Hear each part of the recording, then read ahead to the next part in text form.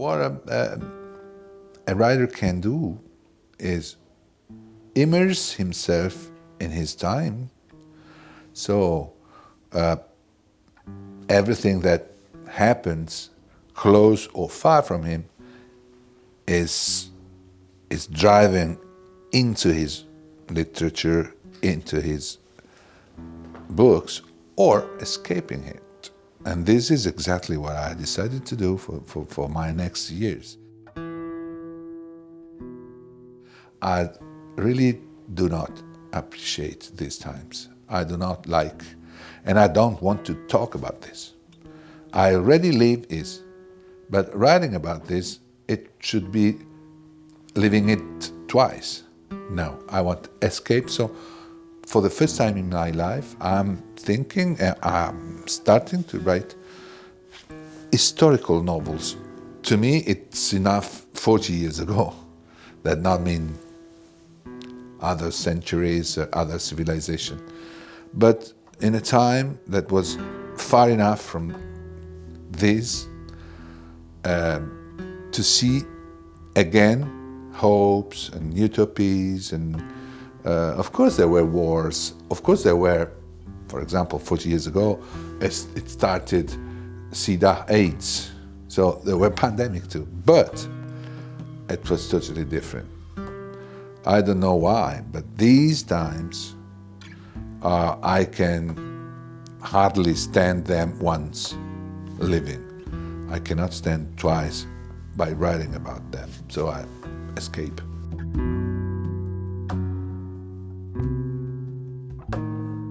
I don't feel that I can contribute in any way to solve the problem, so I won't write about that.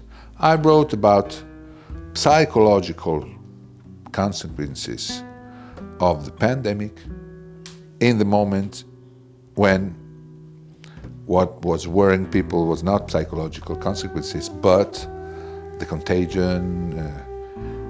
But I was thinking of those poor children and boys who live since 2 years with a mask, their school time.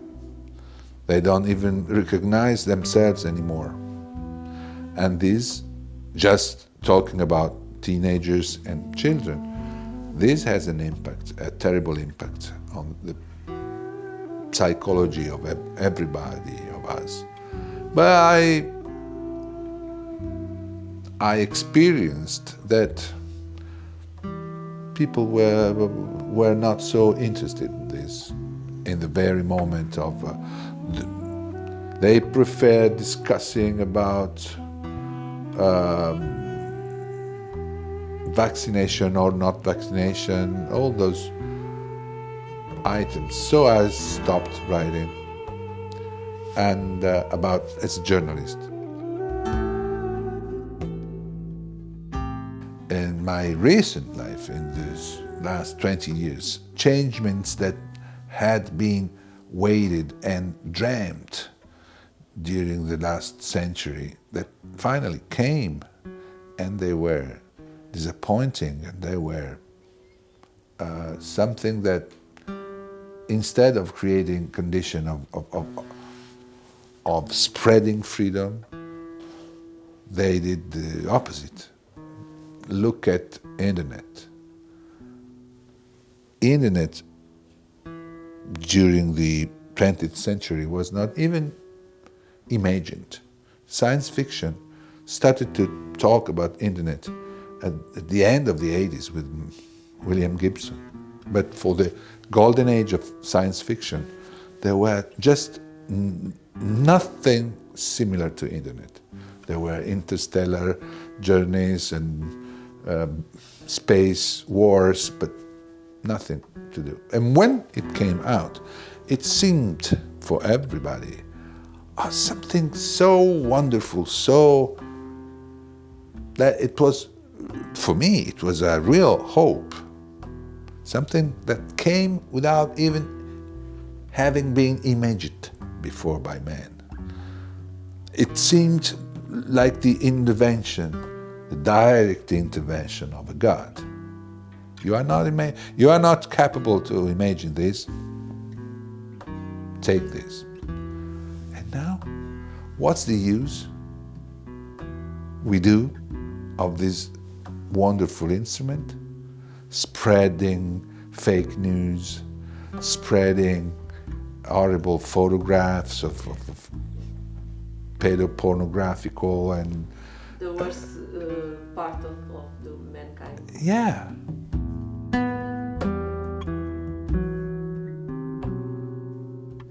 I'm not on the same side of freedom. I am on the side of truth.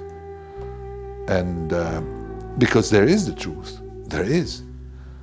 The Nazis, they really did kill 6 million Jewish. This is the truth. And I don't give a fuck if you want to be free not to believe in it. I stay with the truth. And this is a conflict that I write about because everything was closed in a very tiny space where freedom and truth are fighting in a claustrophobic way. There is no perspective anymore. So yes, I have 5 sons, so I must be optimistic. I must see the hope at the end of any path. But in this very moment, I don't. Because war is awful. And there are always the same problems. Those who don't believe that there is a war. They don't believe that Russian army killed civilians. Always. Another round with the same idiots. They don't believe that there is a pandemic. They don't believe that vaccination is useful. They don't believe... No. I cannot stand this. You know, psychoanalysts say that love is a disease, that love is a syndrome, is something that happens to you and creates the conditions for you to suffer out of your responsibility and control. So it is not freedom. Your happiness or pain depends on someone else's choices. So it's not freedom, but I think it is truth. So without loving other people, we are nothing. But we are simply nothing. And loving is just giving a chance to our life, giving a sense to our life, and the same is for the other. I'm starting my new novel here in Cascais. I just started. It's a very important moment because organizing your mind to write a new novel is one thing. Writing a new novel is a totally different thing.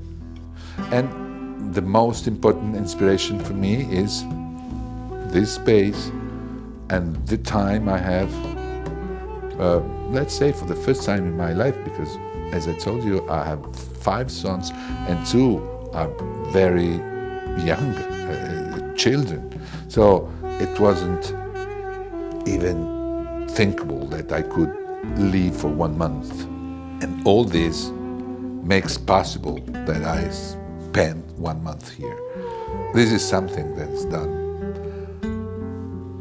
by young people who can, or by those who are not so involved in familiar things just like me. I like this. I love staying with my sons. But of course, I didn't even think to have 12 days to think of the new novel without doing anything else. So it's a gift.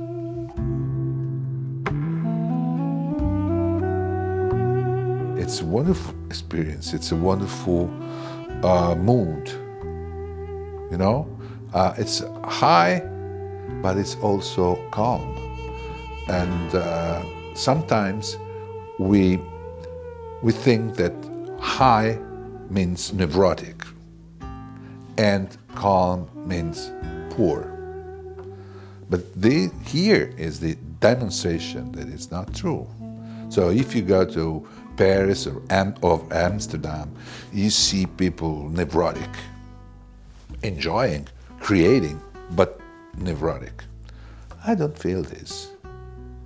I feel I feel something really stranger, because we are Latin, of course, just like root of the language, but also the music of the language, the Portuguese, is far different from Spanish. It seems more Nordic. It's something really different. And tasting food, it's delicious, but it's something really different from the food I normally eat, not only Italian, but the Japanese, the global fusion food. There is something specific here that I already tasted in 5 days that already says to me that I will get a lot from this experience. I'm experiencing this quiet form of very high evolution that, as I told you, is in contradiction with the commonplace of calm people, poor people, excited people, rich people. I have the impression here that this superficial observation doesn't work. That it's more complicated, but you can be very high level, engaged life, but also having a slightly different relationship with time, with your personal time. That is something that we always think as a utopia, and here it's quite frequent because you feel there is something different. There is something different in the behavior of people who jog all along the ocean. It's really different with people who jog in the parks in Italy or in the United States. You feel something different. Probably it's a suggestion, I don't know, but I'm enjoying this difference. It's a radical difference. That this can inspire me.